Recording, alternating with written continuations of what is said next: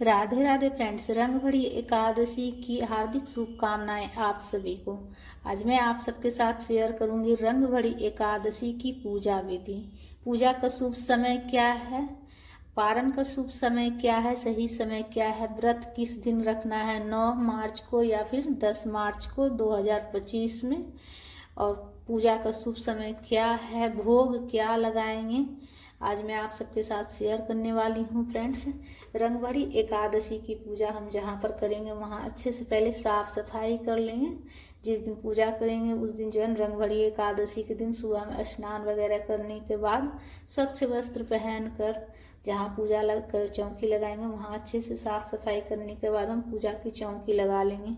तो देखिए तुलसी के पास में हम पूजा कर रहे हैं।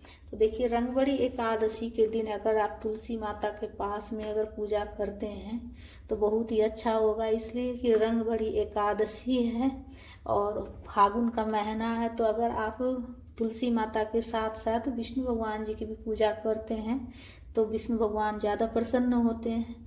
ठीक है फ्रेंड्स, इसलिए कि विष्णु भगवान जी को जो है ना तुलसी माता बहुत ज़्यादा प्रिय है, इसलिए तो वो भोग भी ग्रहण नहीं करते हैं। जब तक तुलसी पत्ता नहीं दीजिएगा भोग में तब तक जो है ना विष्णु भगवान जी तुलसी पत्ता के बिना भोग भी ग्रहण नहीं करते हैं।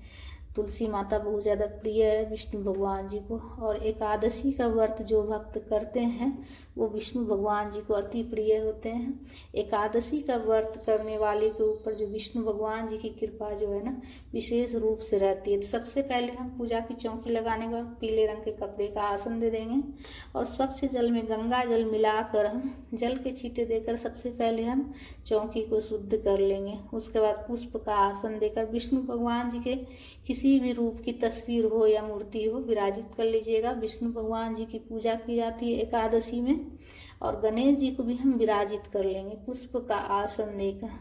तो एकादशी का व्रत का देखिए आपको किस दिन व्रत करना है। तो देखिए एकादशी का व्रत रंगभरी एकादशी का व्रत आप 10 मार्च को कीजिएगा। ठीक है, 10 मार्च को कीजिएगा। पूजा का शुभ समय क्या है वो भी बताऊंगी। सबसे पहले जो है ना आप पूजा में दीपक प्रज्वलित कर लीजिएगा। पुष्प का आसन देने के बाद अक्षत का प्रयोग नहीं कीजिएगा। दीपक आप तिल के तेल से भी प्रज्वलित कर सकते हैं या फिर घी से भी कर सकते हैं। पुष्प का आसन देकर दीपक को हम रख लिए हैं। उसके बाद हम लड्डू गोपाल जी को स्नान कराएंगे। तो एक प्लेट लेंगे, उसमें पुष्प का आसन देकर लड्डू गोपाल जी को हम स्नान कराएंगे। स्वच्छ जल में गंगा जल मिलाकर आप स्नान करा सकते हैं, पंचामृत स्नान करा सकते हैं। तो देखिए पूजा का शुभ समय है 10 मार्च को सुबह में 7:44 तक ही एकादशी रहेगी। तो आपको जो है ना 7:44 के अंदर अंदर ही पूजा कर लेना है। ठीक है, 7:44 तक ही जो है ना एकादशी रहेगी। तो एकादशी के अंदर अंदर ही एकादशी तिथि रहेगी 7:44 तक। इसी के अंदर आप पूजा कर लीजिएगा। तो लड्डू गोपाल जी का स्नान कराने के बाद अच्छे से श्रृंगार करके हम विराजित कर लेंगे लड्डू गोपाल जी को। तो विष्णु भगवान जी की किसी भी रूप का आप पूजा कर सकते हैं फ्रेंड्स। तो लड्डू गोपाल जी को हमने विराजित कर लिए हैं अच्छे से श्रृंगार करके, और मोर पंख भी रख देंगे। उसके बाद जल के छींटे देकर हम गणेश जी को भाव स्नान करा लेंगे, और विष्णु भगवान जी को भी हम जल के छींटे देकर भाव स्नान करा लेंगे। तुलसी में जल नहीं चढ़ाना है। एकादशी के दिन जो है ना तुलसी माता को जल नहीं चढ़ाया जाता है, इसलिए कि तुलसी माता का व्रत रहता है। तो उस दिन तुलसी माता को जल नहीं चढ़ाइएगा, इस बात का ध्यान रखिएगा। और तुलसी पत्ता भी नहीं तोड़ना है आपको।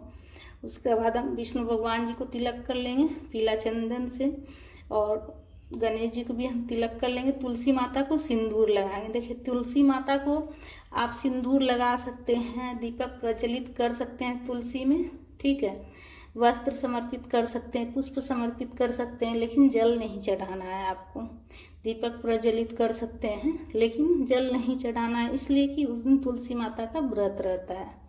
ठीक है, और तुलसी के पास अगर आप पूजा कीजिएगा तो बहुत ही अच्छा रहेगा, इसलिए कि फागुन का महीना है, रंगभरी एकादशी है। तो विष्णु भगवान जी और तुलसी माता का एक साथ में आप जो है ना गुलाल वगैरह भी लगा लीजिएगा। तो वस्त्र के स्वरूप में कलावा समर्पित कर लेंगे हम विष्णु भगवान जी को, और गणेश जी को भी वस्त्र के स्वरूप में कलावा समर्पित कर लेंगे। को देखिए 10 मार्च को आप जो है ना 7:44 के अंदर अंदर ही पूजा कर लीजिएगा। उसके बाद द्वादशी तिथि लग जाएगी। एकादशी तिथि जो है ना 7:44 तक ही रहेगी, ठीक है। द्वादशी और एकादशी मिला हुआ जो एक व्रत होता है ना वो बहुत ही अच्छा होता है। तुलसी माता को भी चुनरी समर्पित कर दी हूँ मैं, जनेऊ समर्पित कर लेंगे। गणेश जी को और विष्णु भगवान जी को भी जो भी कलर का फूल माला हो चढ़ा लीजिएगा। दुर्वा हो दुर्वा भी चढ़ा लीजिएगा गणेश जी को, जिस भी कलर का फूल हो माला हो।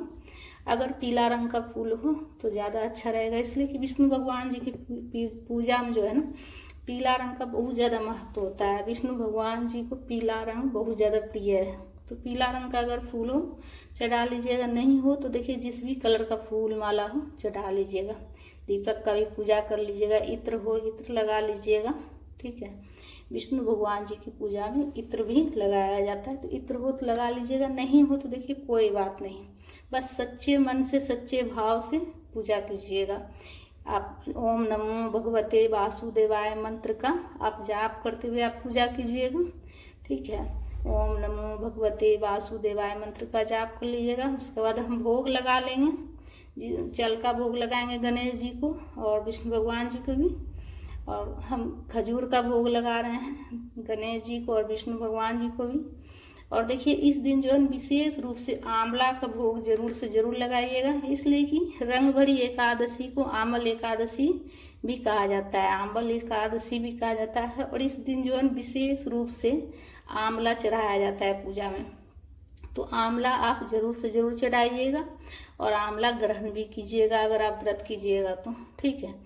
उसके बाद विष्णु भगवान जी के भोग में तुलसी पत्ता देना है और गणेश जी के भोग में तुलसी पत्ता नहीं दीजिएगा। तो रंग भरी एकादशी है तो रंग बिरंगे गुलाल जरूर आप पूजा में विष्णु भगवान जी को लगाइएगा और माता को भी लगाइएगा, तुलसी माता को भी, गणेश जी को भी लगाइएगा जरूर से जरूर, इसलिए कि रंग भरी एकादशी में गुलाल और रंग के बिना तो अधूरा रहेगा पूजा। तो गुलाल अबीर वगैरह जरूर से जरूर चढ़ाइएगा रंग बिरंगे। आप एक कलर के भी चढ़ा सकते हैं, 2 कलर के भी चढ़ा सकते हैं। तो सभी भगवान जी को हम तिलक कर लेंगे गुलाल से और तुलसी माता को भी हम गुलाल लगा लेंगे। तो तुलसी माता और विष्णु भगवान जी की एक साथ पूजा करने से बहुत ज़्यादा विष्णु भगवान जी प्रसन्न होते हैं फ्रेंड्स। और उसके बाद देखिए धूप प्रज्वलित करके हम धूप भी दिखा लेंगे। तो तुलसी पत्ता देखिए आप एक दिन पहले ही तोड़ लीजिएगा पूजा करने के लिए। उस दिन आपको एकादशी वाले दिन तुलसी पत्ता नहीं तोड़िएगा और पूजा में अक्षत का प्रयोग नहीं कीजिएगा, ठीक है। एकादशी की पूजा में अक्षत नहीं चढ़ाया जाता है, तिल चढ़ा लीजिएगा, अक्षत का प्रयोग नहीं कीजिएगा। धूप प्रज्वलित करके हम धूप भी दिखा लेंगे। उसके बाद देखिए पूजा में कुछ दक्षिणा जरूर रखिएगा। बाद में जो है ना ये दक्षिणा आप किसी पंडित ब्राह्मण को दान कर दीजिएगा। दक्षिणा रखने से पूजा में अगर कुछ कमी रहती है तो उसकी पूर्ति हो जाती है। तो दक्षिणा जरूर से जरूर रख लीजिएगा, जितना आपसे हो सके अपना श्रद्धा शक्ति के अनुसार। हाथ में पुष्प लेकर कथा की पुस्तक हो तो कथा पढ़ लीजिएगा, ठीक है। और अगर कथा की पुस्तक नहीं हो तो आप किसी से सुन लीजिएगा, फ़ोन में भी सुन सकते हैं। मेरे चैनल पर भी आपको कथा की वीडियो मिल जाएगी। तो कथा हाथ में पुष्प लेकर पढ़ लेंगे और पढ़ने के बाद हाथ में जो पुष्प है वो प्रभु के चरणों में समर्पित कर देंगे हम। उसके बाद हम आरती कर लेंगे, कपूर से आरती कर लेंगे। आप चाहे तो देखिए कपूर से भी आरती कर सकते हैं या फिर दीपक प्रज्वलित करके भी कर सकते हैं आरती। प्रेम पूर्वक आरती गाते हुए आरती कर लेंगे। प्रेम पूर्वक आरती, आपको जो आरती आती हो विष्णु भगवान जी की आरती गाते हुए आरती कर लीजिएगा।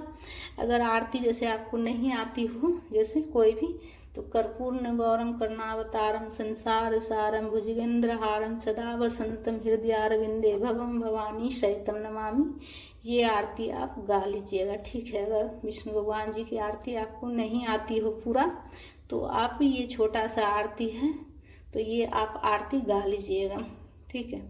तो प्रेम पूर्वक आरती गाते हुए आरती कर लीजिएगा सभी भगवान जी की, गणेश जी की, विष्णु भगवान जी की, लड्डू गोपाल जी की, तुलसी माता की, सभी भगवान जी की आरती कर लीजिएगा। आरती करने के बाद सीधे हाथ में जल लेकर आचमनी कर लीजिएगा। आचमनी करने के बाद ही जो है ना पूजा पूर्ण होती है, ठीक है। आचमनी 3 बार हाथ में जल लेकर घुमा लीजिएगा। उसके बाद परिक्रमा करने की जगह हो तो परिक्रमा जरूर से कर लीजिएगा। और परिक्रमा करने की अगर जगह नहीं हो तो जिस जगह पर पूजा कीजिएगा ना, उसी जगह पर गोल घूमते हुए आप, जिस जगह पर बैठ के पूजा कीजिएगा उसी जगह पर गोल घूमते हुए आप परिक्रमा कर लीजिएगा। ठीक है, तो परिक्रमा जरूर से जरूर कर लीजिएगा। आप परिक्रमा 5 बार, 7 बार, 11 बार भी कर सकते हैं, 51 बार भी कर सकते हैं, 21 बार भी कर सकते हैं। ठीक है, परिक्रमा करने के बाद पूजा संपन्न हो जाएगा आपका। उसके बाद प्रसाद पूरा परिवार ग्रहण कीजिएगा। एकादशी का व्रत में देखिए जागरण का भी बहुत ज़्यादा महत्व रहता है, तो आप चाहे तो जागरण भी कर सकते हैं रात्रि में। ठीक है, अपना शरीर के क्षमता के अनुसार देख लीजिएगा। और पूजा करने के बाद आप चाय पानी पी सकते हैं, एक बार फलाहार कर लीजिएगा। और व्रत में जो है ना आंवला जरूर से जरूर ग्रहण कीजिएगा। आंवल की एकादशी है तो आंवला जरूर से जरूर ग्रहण कीजिएगा फ्रेंड्स। और पारण का शुभ मुहूर्त क्या है, सही समय क्या है, वो भी नोट कर लीजिए आप। 11 मार्च को पारण कीजिएगा। सुबह में 6:50 से लेकर सुबह में 8:13 के बीच में ही आपको जो है ना पारण करना है। ठीक है, 6:50 से लेकर 8:13 तक, मैं दोबारा रिपीट कर रही हूँ, इसी बीच में आप पारण कीजिएगा। पारण देखिए, पहले सबसे पहले तुलसी पत्ता और जल लेकर आप जो है ना ग्रहण कर लीजिएगा। उसके बाद ही कुछ खाइएगा पिइएगा। ब्राह्मण के लिए कुछ दान दक्षिणा जरूर से जरूर निकाल दीजिएगा, जरूर दान कीजिएगा।